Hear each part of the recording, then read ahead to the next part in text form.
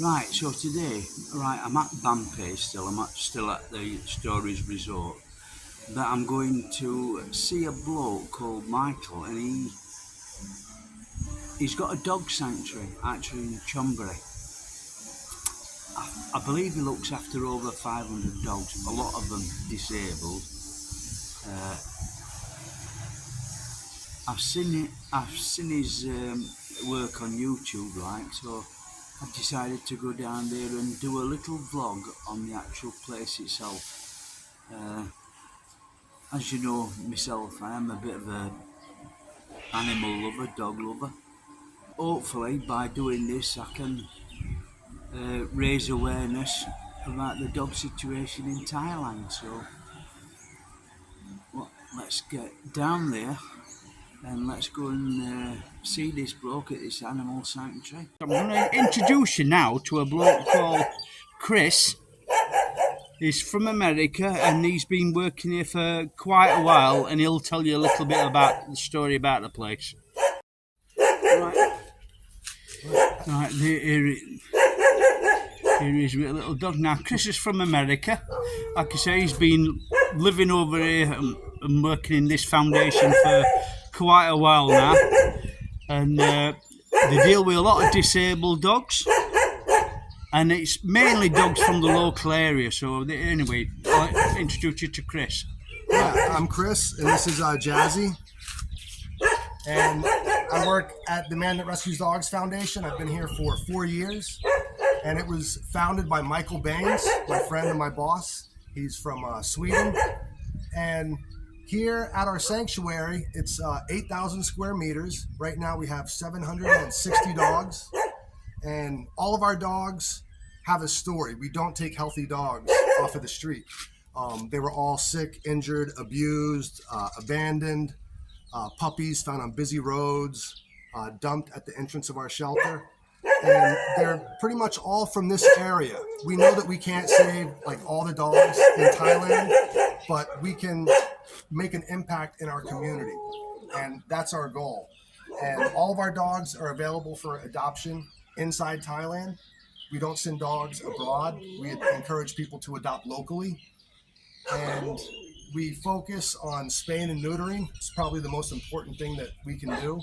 We have a clinic with 2 veterinarians, 2 veterinary assistants, and all of the dogs at our shelter are fully vaccinated, spayed, neutered, and available for adoption. Yeah, and we also specialize in caring for disabled dogs that have been hit by cars and motorbikes and left paralyzed. Yeah. And we'll join that walk later on. We have 44 dogs that require the use of wheelchairs to go on their walks. And it's their favorite, it's everybody's favorite part of the day. It's the dog's favorite part too.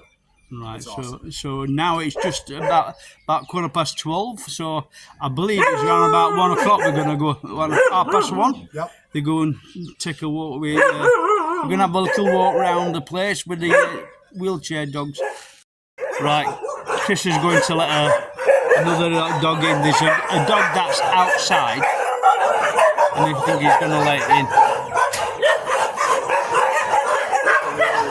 Chris has got a very good story to tell. How he ended up here from America. Right, so this is Chris is going to tell you a little bit of his story about how he moved to Thailand and where he's from. Yeah, so I volunteered here in 2018 and ended up staying for 4 months. And when it was time for me to leave, Michael, the founder and president of the Man That Rescues Dogs Foundation, offered me a job, and which I readily accepted. I had to go home, tie up some loose ends, but I came back, and that's been 4 years.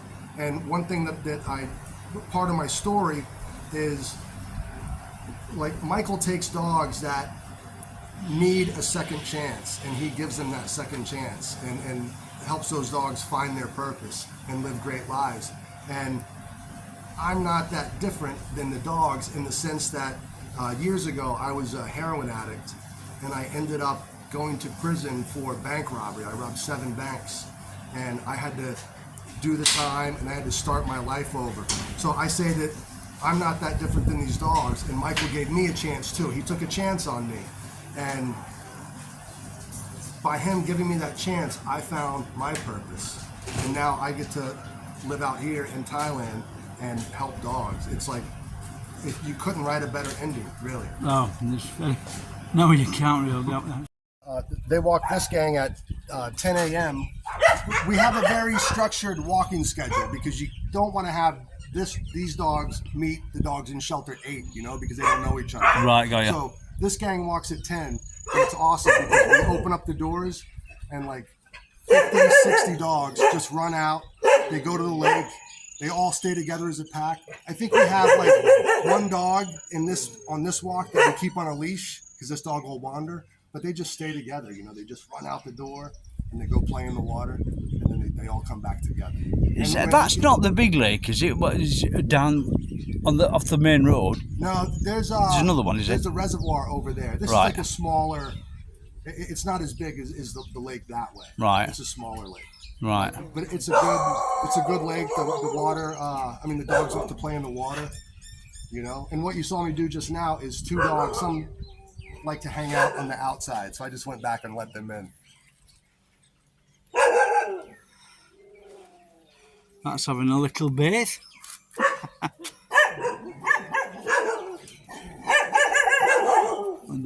don't like me filming. Yeah, and that guy, he was a puppy, and he had tetanus, right. And he looked like a stone, and he was having seizures. And I remember we posted him on Instagram. And people were like, that's not rescue. That dog needs to be put to sleep. Oh, God. And of course, everybody's an expert. Yeah. You know what I mean? And look at him now. He's fine. He just barks at everybody. All back. You get a lot of dogs out like that. They're all back. And you can see that dogs have lots of access to clean water. We feed them twice a day. We feed them in these blue troughs. Right, and lots of shade. And these things right here are it's a water mister. So we don't need it right now because it's not, in April when it's super hot, we turn those on and it just sprays a mist of water down, helps keep them cool. And we have like one staff. We have dedicated staff that works each section so they can form bonds with the dogs and they can recognize if the dog's not feeling well or something like that. So it's a great system. And like you said, you can see them. Right now it's a good time. They're all just hanging out and relaxing. A couple of them are barking at us and chilling. Look at them up there.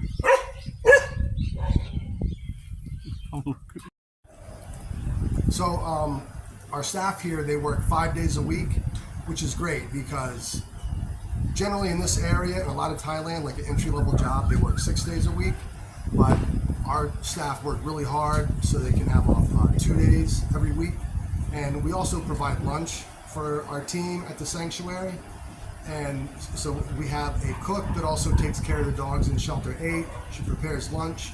And then we have a little store set up with Cokes and chips and snacks and, for visitors, volunteers, and of course the staff too. And the little store helps offset the cost of the lunch that we provide for everybody. So it's a good place to work. We employ about 45 people. So and some of them have families, and they're all locals, all in the community. Right. Yeah, we were recently visited by Beast Philanthropy. Are you familiar with Mr. Beast on YouTube? Or Beast Philanthropy? I've heard of the Beast, yeah. Yeah, well, Mr. Beast is the biggest YouTuber in the world. Yeah, yeah. One of his other channels is called Beast Philanthropy. Right, What they do is it's a philanthropic channel that helps organizations, people, and stuff like that. Yeah. They've provided prosthetic limbs for 2,000 people. They've 1,000 blind people that had this specific condition that could be fixed through surgery. They paid for that. So right. Blind people could see, deaf people could hear, and they saw a video of ours, and they came out here and they gifted us a new truck to feed the street dogs. Oh, that's great! Rescue transport van and a anesthetic gas machine. Oh, that's fantastic! Yeah. That's like kind of winning the social media lottery. I mean, they're just outstanding people, and to be recognized by them is just an honor. Yeah. It doesn't get any bigger than that right now. So right, we'll just take a little walk. We'll just take a little walk around here. You see, this is where all the dogs hang out.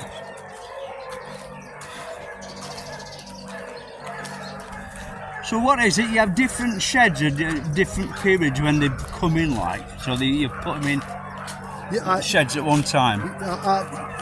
Are you talking about for the walks? Yeah. Yeah, because we have so many dogs, we walk as many as we can. Right. So we have to schedule it. You know, like we walk shelter 1 at 7 a.m. We walk the container dogs at 8 a.m. Shelter 6, 9 a.m. Like it all has to be very scheduled, just to keep the dogs from fighting. Yeah. You know. You have to keep them well apart then. Yeah.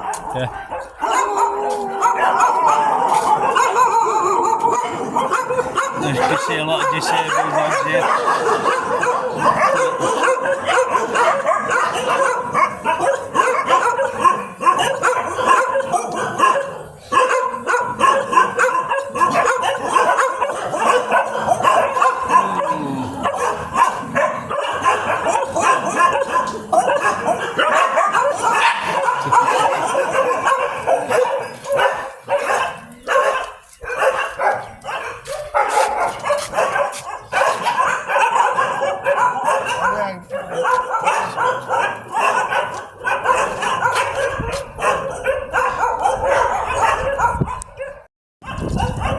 There's all the wheelchairs all hung up. How many wheelchairs do you have here then? Quite a few. Yeah, I think about 44. Right.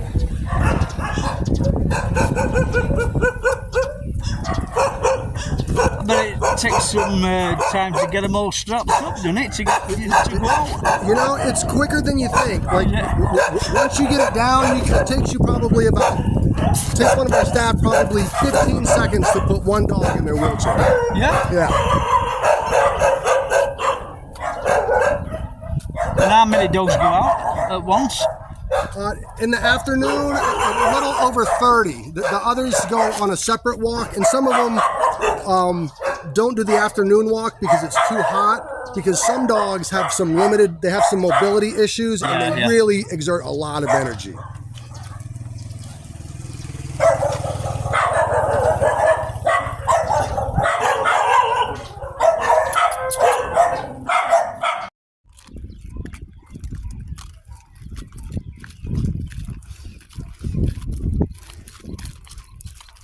Yeah. And down that way is the garbage dump. Over that way is a Chinese cemetery, and over there is abandoned that treatment center. It's like provincial property that's not being used. So it's the perfect place for a dog shelter because we don't have any neighbors to bother. Right. You know? And are you going to expand? Have you got plans to expand? A little bit more. We have about 2,000 meters left to expand. That'll bring us to 10,000 square meters. Right. And here's some puppies. They just let some puppies out. Let's go see some pups. All right.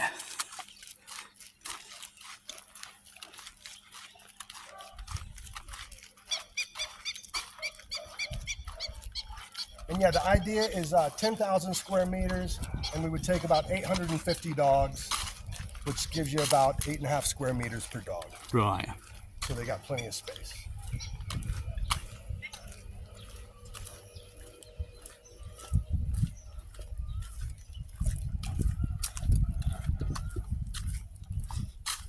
So how many pups do you have here then? Right now we have, like this size, we have 5. Right, go. And one was found in the garbage. 2 were found nearby. They couldn't walk. They were malnourished and had vitamin deficiencies. Hey, yo. This is Shawarma, right? Shawarma couldn't walk for a little bit. But it just took a little, just gave her some love, made sure it got all the right food and the minerals, and you're walking again now, right?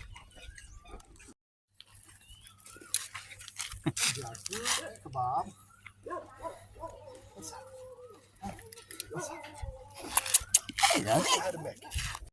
So this is a little canteen there. This is where they prepare all the food for the staff and for the dogs, mainly for the dogs though. Little pups going right there. She's going to set the dogs food.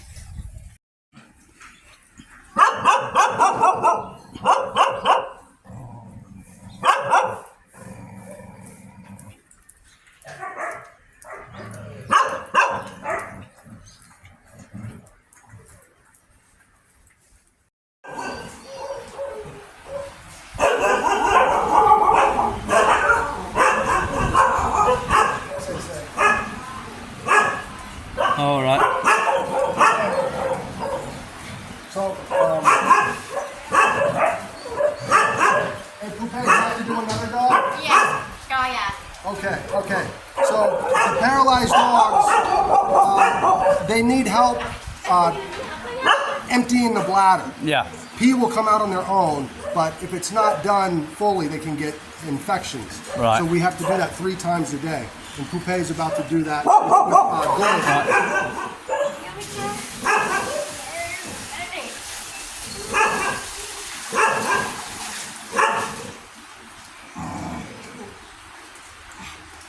See, just like pressing on the bladder and helping get the urine out.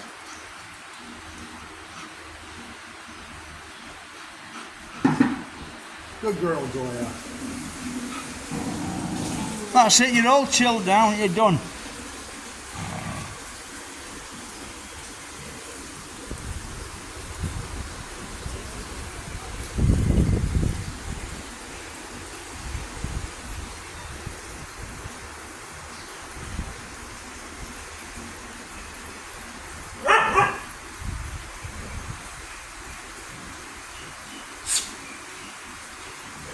You can see the dog behind her. His name is Bart Simpson, and he's dreaming right now. Yeah. He's not having a seizure. He's just dreaming. He's a distemper survivor, and he sleeps really hard. He's having a little dream.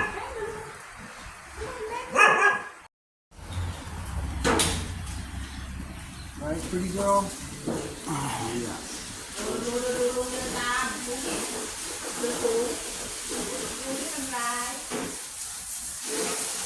Hello.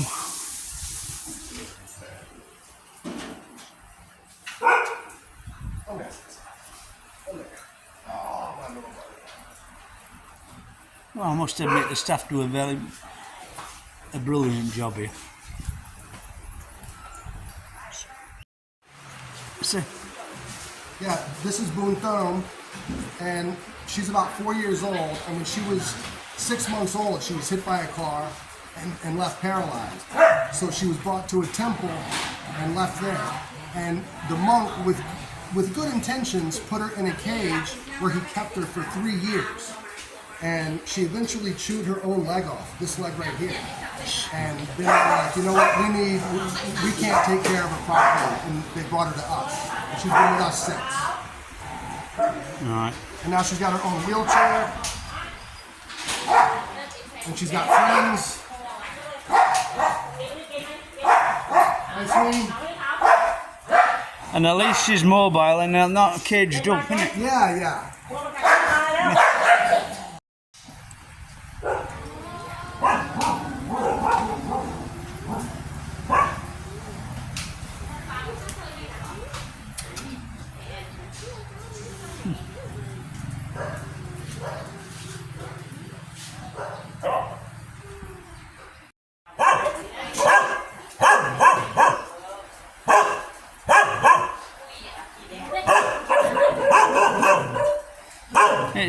It's a shame this, but this happens with dogs over in Thailand with the road accidents and everything. Shame. But at least the dogs are well looked after here. So most of the time they're just abandoned.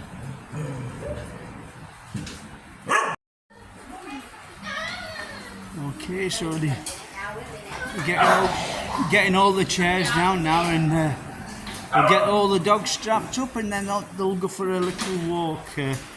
Watch this, it's absolutely amazing to see. They love it.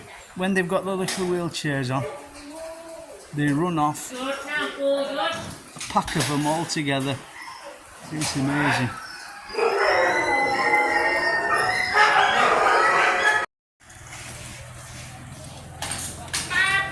Getting ready. Roughly takes about 15 seconds per dog to get it strapped in.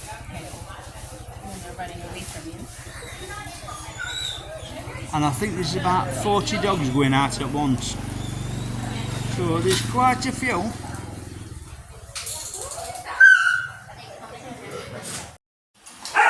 There's one in the wheelchair, he's ready to go. We're getting them all switched out now.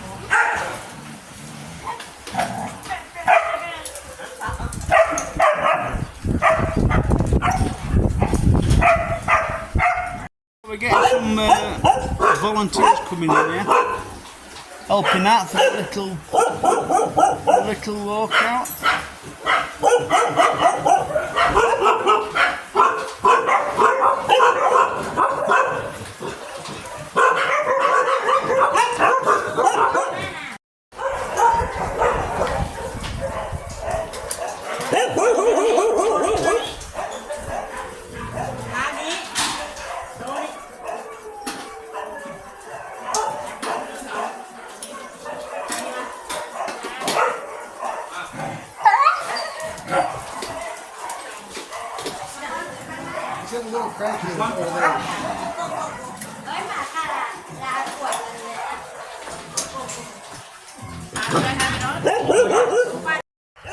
Right, we've got the best show in the house here. This is, they all come out here. Watch this when they come out on here. Isn't it? Oh, look at this! Look at this! Oh, whoa,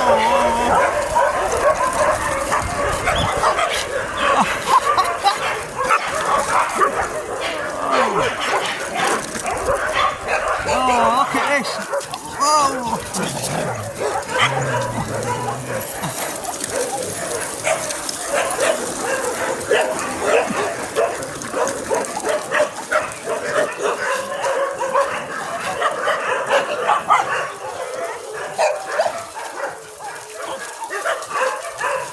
That's it. So we're going for a little walk now with dogs around the little lake. Whoa! These are loving it.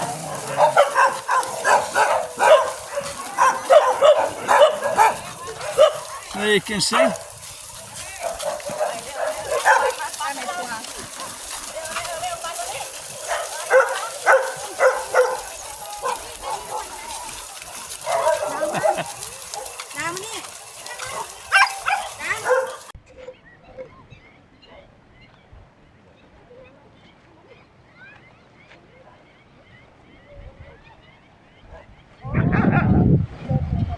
Something like a little swim. Yeah, some go for a little. Is that alright, that water in there? Yeah, it's okay. It's not sewage water, is it? What's that? Is that sewage water? No, no. Alright. But it's not lake water, it's, you know. Right. Are you still went to the hospital? Oh. Well, that's it now. We're going back to base now. We're just missing one. So all dogs going back now. So they've just had a little chill around this lake. Some of them have been in for a little swim. And now they going back. So now they get a bit tired because obviously they're disabled and things, and it's very hot for them anyway. So they're glad when they get back and have a little rest.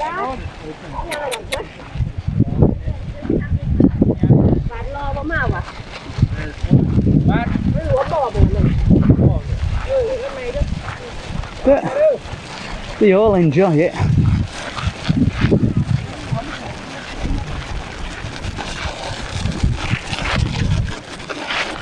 Come on then, babe.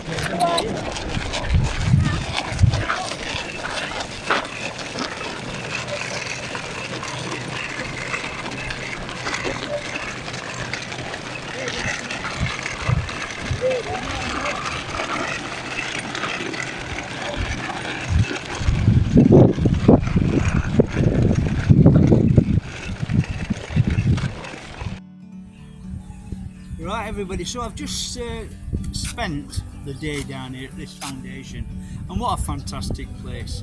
It's run by some fantastic people, like they've got a lot of volunteers and they've got a lot of permanent staff, and to tell you the truth, it's a fantastic place. It is well worth the visit. So I'll put the link in the description, so if anybody is around this area, around Chonburi and things like that, come down to this place, support this place. It's absolutely fantastic. They really do a fantastic job, and it's really worthwhile. Any animal lover, no matter if it's dog, cats or whatever, you come down to this sort of place here, it's fantastic. And you know, all these little dogs here all get looked after fantastic, and it's like I say, it's all volunteer, it's all funded.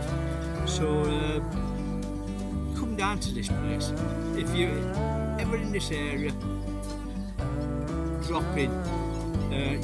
You've got Chris here, you've got Michael here, and they're all fantastic. All the staff are fantastic, and they make you all welcome, to tell you the truth. It's great.